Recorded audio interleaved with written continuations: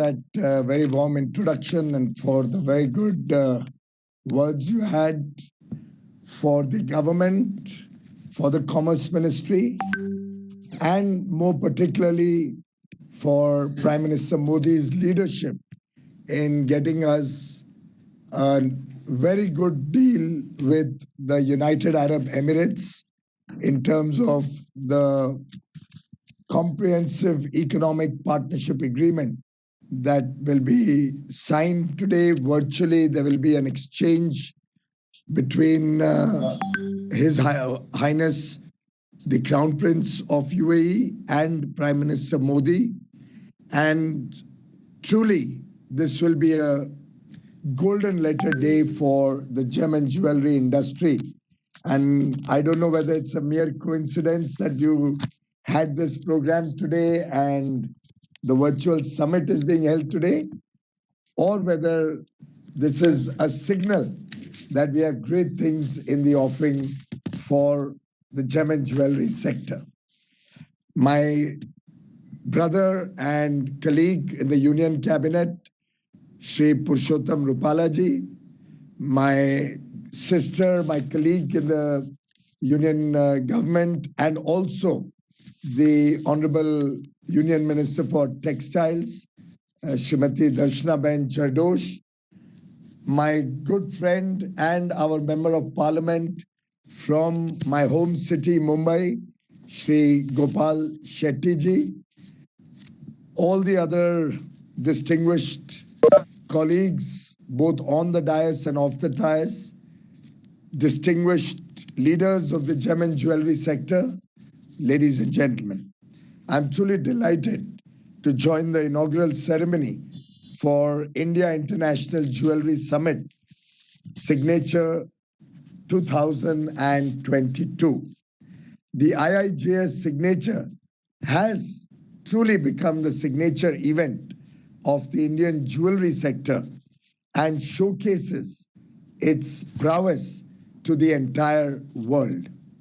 The gem and jewelry sector is a prime example of the potential of Make in India, the potential of Brand India, as you rightly pointed out, Colin.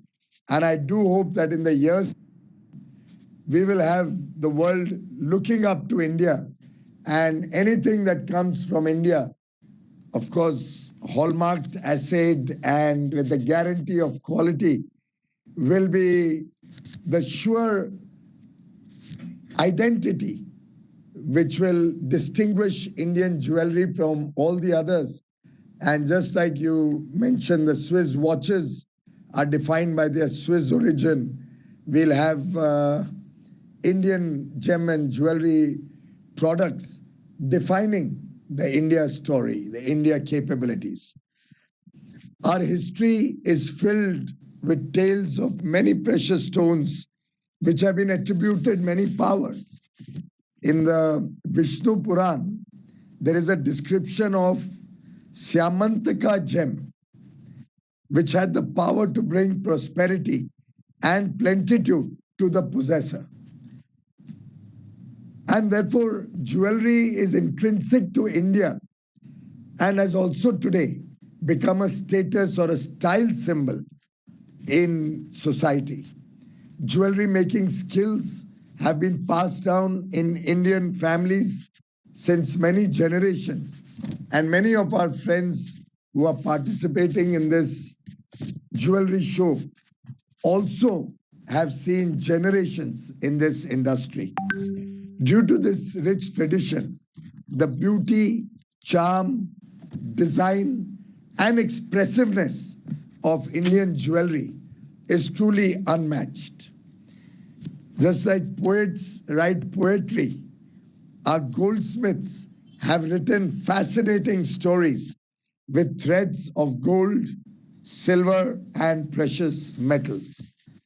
Despite disruptions due to COVID-19, the GJEPC has channeled its entrepreneurial spirit to convert this crisis into an opportunity.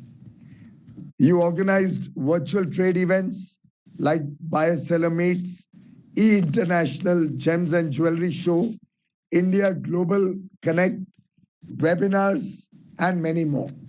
These initiatives have helped the industry to bounce back quickly and gave a push both to domestic sales and exports. The IIJS signature is an important jewelry show, which I think is an institution by itself and caters to the sourcing needs of gem and jewelry retailers and wholesalers from across the world. I believe you have 850 exhibitors participating in over 1,450 booths with 14,000 pre-registered visitors, of which over 400 have come from overseas. And there are delegations from many countries like the US, UAE, Egypt, Nepal, Uzbekistan. I truly compliment the entire team, which has put in all the effort in making this show a great success. The gem and jewelry sector is a strong pillar of the Indian economy. Our gold and diamond trade contributes about 7% to our GDP and employs over 50 lakh persons. The exports, as you rightly pointed out, already stand at 32 billion this year until January. And we are very confident that you will achieve a 40 billion export in the current year, which will be a growth of about 6.5% with respect to the pre-COVID period of 1920. I also believe that you are making efforts to achieve the original target of 44 billion. And I do hope February and March will help you to aspire closer to that target and help the country meet the ambitious and never before target of $400 billion of exports in one financial year.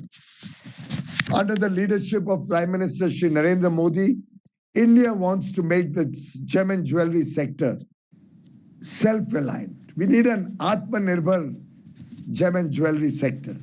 And therefore, this will be a focus area for both domestic growth and export promotion. The budget 2022 has paved the road for the sector to grow and expand India's footprint in the global gem and jewelry trade. The reduction in import duty on cut and polished diamonds to 5%, the extension of the emergency credit line guarantee scheme for MSMEs up to March 2023. I believe over 90% of your units are MSME units. The acceptance of personal surety bonds in place of bank guarantee for import of gold, the replacement of the SEZ Act, on which we are working very closely with the Finance Ministry with a new liberalized SEZ regime, a simplified regulatory framework for e-commerce to come out in the next few months, which will facilitate gem and jewelry exports through e-commerce, ensuring that small retailers are able to ship their products overseas. You have given us a $800 US dollar per consignment kind of indication. We have taken it up with the Ministry of Finance and hopefully we'll be able to come to a resolution of your request soon. As you rightly pointed out, today evening, there'll be another reason for your sector to celebrate. It will be a gift that will ensure an expedited growth of this sector for many decades to come. I'm happy to note that GJEPC, with the support of the Ministry of Commerce and Industry, has been setting up common facility centers to improve productivity and quality of gem and jewelry products. We already have operational CFCs at Amreli, Palanpur, Junagadh, Visnagar, Coimbatore, Kolkata, Hyderabad, and Rajkot. I'm sure this will go a long way to help realize the goal of Make in India for the world and truly give us the benefit of the India-UAE Comprehensive Economic Partnership Agreement, of which one of the biggest beneficiaries is certainly going to be your sector. Ladies and gentlemen, the time has come to aim to be a global champion in this sector by taking up bigger and bolder challenges, bigger targets, both in domestic production as well as in the export market. To achieve this, we need to build an agile mindset, looking for opportunities all across the world. In fact, creating new opportunities. I'm glad to see such positive and buoyant energy. Even though we have connected through video conference, I can feel the enthusiasm in the room there and the passion amongst your stakeholders. As they say, nothing great in the world has ever been accomplished without passion. As I sign off, I wish every success for this mega event and hope to see many such successful initiatives in the future. તમને સબને મારી બહુ બહુ શુભકામનાએ અને આજનો event આ show બહુ જ તમને ઉત્સાહથી તમે જો કરો છો એમાં તમે સફળ થશો અને આ શો પૂરા વિશ્વમાં પ્રસિદ્ધિ લાવશે અમારા સેક્ટર માટે આ મારી ભગવાનથી પ્રાર્થના છે.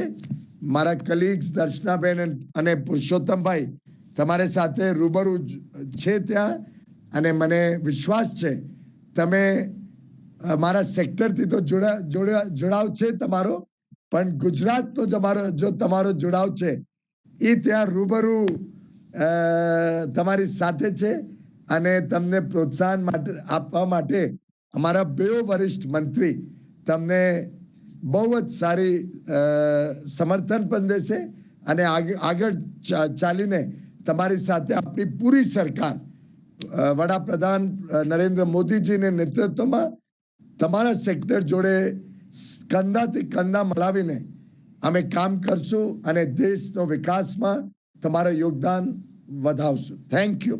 Sorry for any mistakes in my Gujarati. Thank you. Thank you very much, and a warm round of applause to our distinguished Chief Guest, Shri Piyush Goyal. Thank you, sir, for your kind sentiments, your good wishes for the success of IIJS signature and IIJME, and for your never-failing support of all our endeavors. You truly embody the very best of what is exemplified by the Latin phrase, in virtute robur. Ladies and gentlemen, I shall now request Shri Purushottam Rapala, Honorable Union Minister of Fishery and